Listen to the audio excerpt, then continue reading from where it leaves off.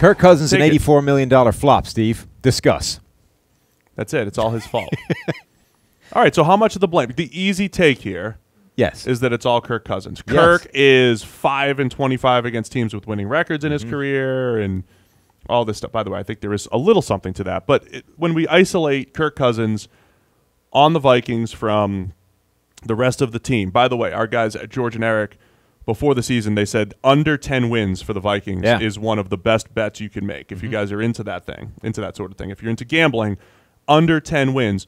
And it was less about Kirk Cousins and more about the depth of the NFC that we've talked about all year, the poor offensive line that was unable to get fixed in the offseason, and just general regression on the defensive side of the ball. And I think all of that came to fruition. Yeah. So I don't before we go into this, I don't want to make the case that Kirk Cousins is blameless in all this, because he isn't, right?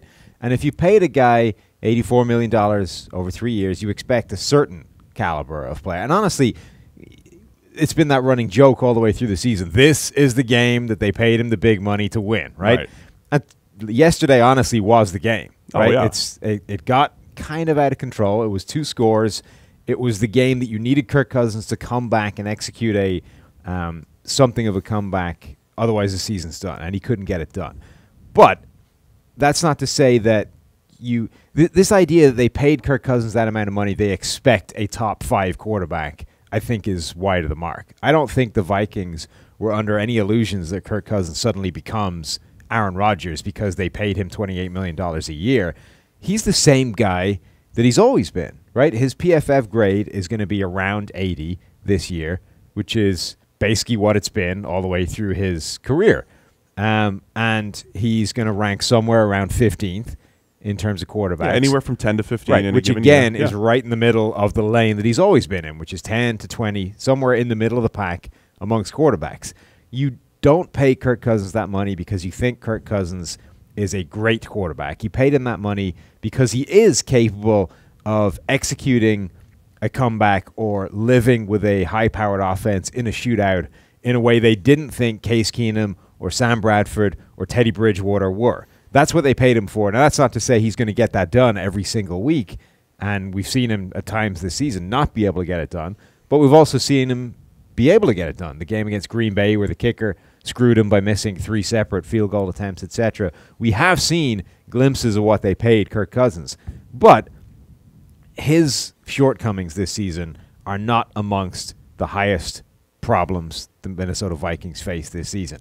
The single biggest issue they've had all the way through this year and for a number of years now is a complete and total inability to form an offensive line that is capable of sustaining NFL-level play. Kirk Cousins yesterday was under pressure more in the Chicago Bears game than he was kept clean. 21-17? Yeah, pressure at the moment. We're still reviewing this game, so it could change by a snap or two here and there. But 21 snaps under pressure, 17 kept clean. That's not workable. You can't play quarterback at this level with that kind of pressure. It's just not possible over any sustained period of time. The Vikings' offensive line is horrendous. Pat Elflein is awful. Got his ass kicked in that game. Mike Remmers, Tom Compton also got their asses kicked in that game. At least, at the very minimum, the interior trio of the Minnesota Vikings are all backup level. None of those guys are capable of starting. Left tackle Riley Reef, he's kind of borderline. He might get you 8 games of average play, but when you come up against a top-level player, he's going to have problems. And then the one question mark is right tackle Brian O'Neill, who at the very minimum has not shown that he needs to be replaced yet. That's right? The best thing you could say. He was a sort of developmental prospect who's been thrust into action early and has not looked horrendous. Right. He's basically the 1 out of the 5 that you don't know you have to upgrade upon yet. Riley Reef was supposed to be that creep back toward average, classic guy. And he I still don't could hate be. the moves. I don't hate the moves that they made 2 years ago to bring in Riley Reef and to bring in Mike Remmers, because we always talked about, well, you just got to get back toward average. Those guys were like the epitome of average tackles, haven't been. And they have not been at all. So that's where essentially they've missed. I think Reef could potentially still be that if you had 3 better guys on the line. Like if the interior was fine, Brian O'Neill was your right tackle, and Reef was essentially your weak link at left tackle, it would be workable. Like I say, I think his form of average is is an interesting one because I think against like bad to average opposition, he'll be fine. It's just that when it goes bad, it's going to go bad ugly.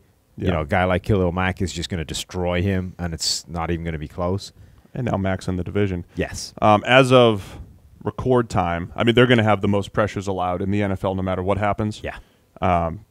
Over 225 pressures allowed by the Minnesota offensive line this year, just the offensive line. Yeah. And about 28th, 29th in per snap efficiency. And anything over 200 is pretty catastrophic over a season. In an offense that, you know, the offensive coordinator got fired because he wasn't running the ball enough and they were relying on the pass. So, you know, they're relying on the pass blocking every time you drop back. So centers don't give up pressure, really, over a season. Typically, they're very rarely one-on-one with players. They don't give up an awful lot. Pat Elflein gave up 33 total pressures this season. Rodney Hudson for the Raiders gave up 5. Man, that's rough. Yeah. I think when you look at the Cousins breakdown, though, if you look at his career, right, he came out of this Washington system that's always been pretty good on play action. Play action is one of the most inconsistent things that you do as far as stats go. But if there's one thing we've learned from play action is your stats are almost always a little bit better. Like play action stats overall versus non-play action stats are better. Mm-hmm. And it's not as sometimes we make it sound too simplistic. Like, oh, just run more play fakes. It's not that simple, but sometimes it kind of is, right? Cousins 28th in play action percentage in the NFL. Let me check out where he was in Washington in his best seasons. You know, they were running a lot more. There's very little reason to not run play action. You know? Yeah. Like, you don't need to whatever about how much all that. Yeah, whatever about how much it helps, etc. There's very little reason to not be doing it. It's just part of defense or part of offense, rather. There were some years where he was that low in Washington, but regardless, when you run play action, whether the run is established or not, you're just creating passing windows. You're moving linebackers. They have to respect it. They have to at least acknowledge that there might be a run here. Yeah, and that is one way. When you have a Kirk Cousins, who is a mid-tier quarterback, I mean, he's the same exact guy. He's probably going to land right at 15 in our grades for the season, just dead smack right in there.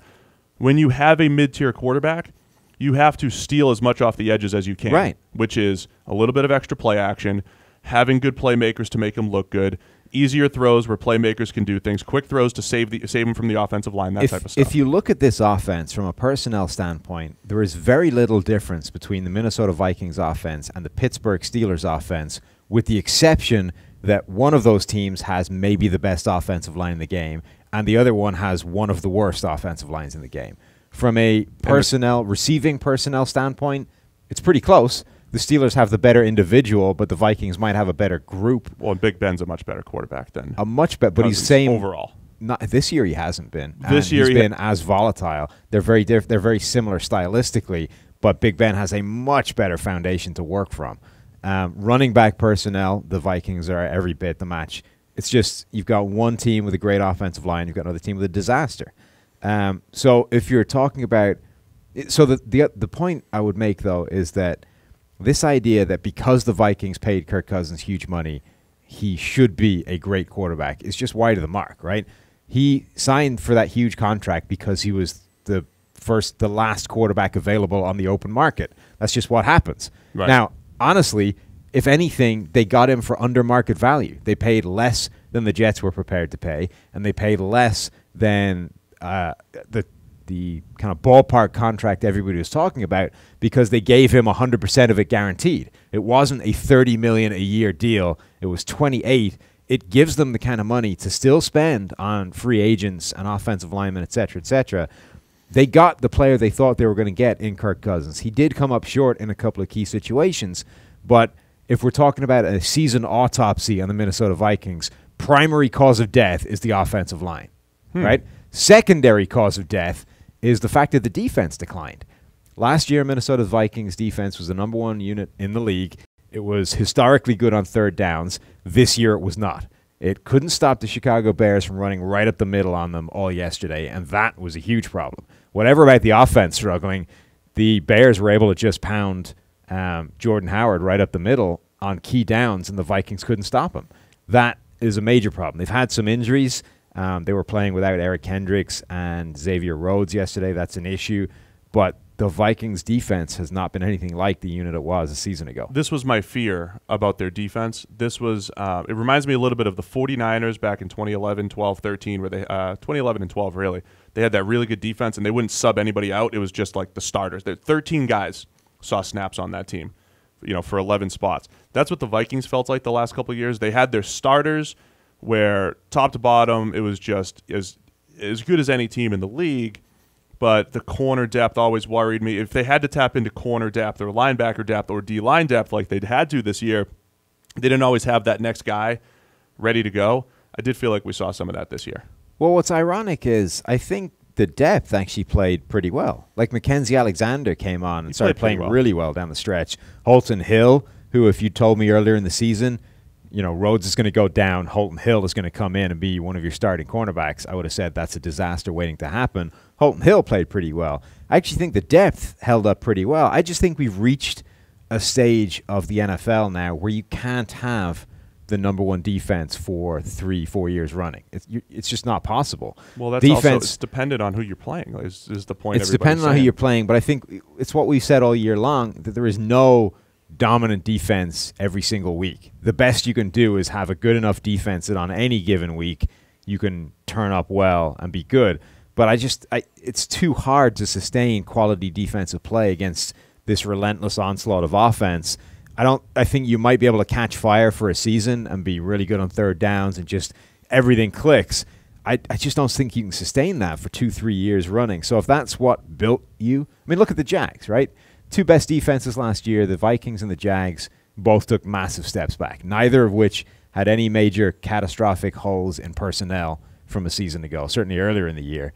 Both just fell off a cliff. You just cannot sustain that level of dominance for any period of time in today's NFL on defense. And both teams needed their defenses to essentially play at the same level as last year. Because that's what carried them. Well, to carry their offense, they need their offense carried. If defense is what's carrying you to success in today's NFL, you have a major problem and a job to do in the offseason because your offense needs to hold up its end of the bargain. Let's wrap it up on Cousins a little bit. If the Vikings were looking to upgrade their quarterback position over their last, 3 starting quarterbacks, which was Teddy Bridgewater, Sam Bradford, and then Case Keenum, did they do it? Is Kirk Cousins an upgrade over Teddy Bridgewater, Sam Bradford, or Case Keenum, the 3 guys that they could have hypothetically brought back?